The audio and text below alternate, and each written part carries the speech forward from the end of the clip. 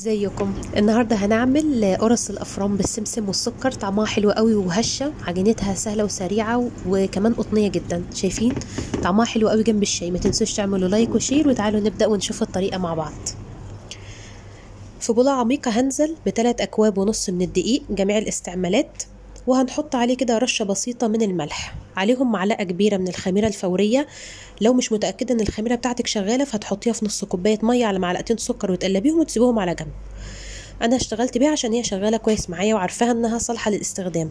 ضفت نص كوبايه من السكر وربع معلقه من البيكنج باودر واربع معالق من الحليب البودره.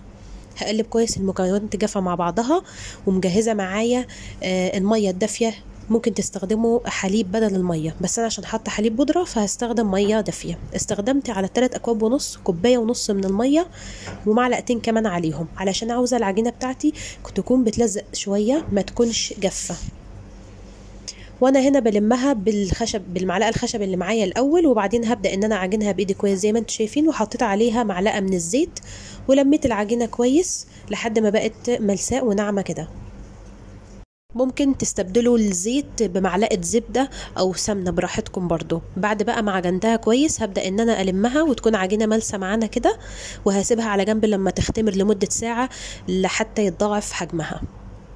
في الفترة دي بقى أنا هحضر الحشوة اللي هنعملها، حشوة كده جميلة تطلع حلوة. هنستخدم معانا هنا نص كوباية من السكر الأبيض، عليها نص كوباية من السميد اللي هو سميد البسبوسة، وده هيطلعها حلو، مش هيبان فيها أصلا إنه سميد بسبوسة. عليهم نص معلقة من القرفة حسب الرغبة، اللي حابب يحطها يحطها واللي مش حابب بلاش. هقلب بقى المكونات الجافة دي كلها مع بعضها، وهحط عليها بقى إيه.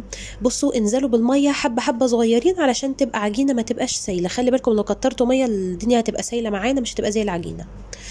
هحطه على جنب. وهنا بقى العجينه بعد ما اختمرت وعليت زي ما انتم شايفين كده، هاخدها مش هفش الخمر بتاعها ولا حاجه.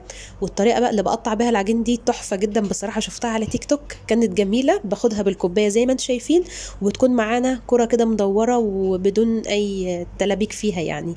همسك بقى حته العجين زي ما انتم شايفين، وجبت الخليط السكر والسميد والقرفه، وهبدا ان انا بقى اخد بالمعلقه واحط من جوه. ما تكتروش الحشوه علشان ما تطلعش منها. وثانيا برضو ان هي ايه، تعرفوا تقفلوها كويس وما تكونش خارجه براها.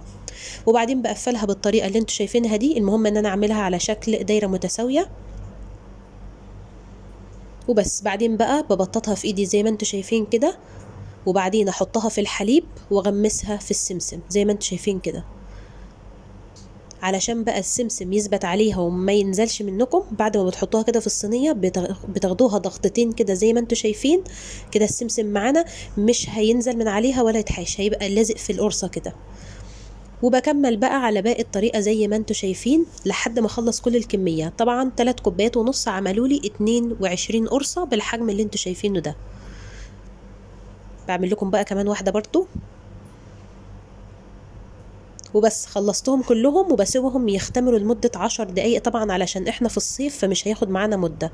هندخلهم بقى فرن مسبق التسخين على درجة حرارة 190. هياخدوا حوالي من 10 ل 15 دقيقة. أول ما القرص تاخد لون ذهبي من تحت كده بنشغل الشواية تاخد لون ذهبي. بس أنا هنا إيه، حمصتهم شوية. وبعد ما بتطلع باخدها رشة مية خفيفة واغطيها بكيس وفوطة علشان تفضل طرية معايا. وبس بتتقدم بقى بالهنا والشفا، بيبقى طعمها حلو وريحتها جميلة. أشوفكم على خير في فيديو جديد.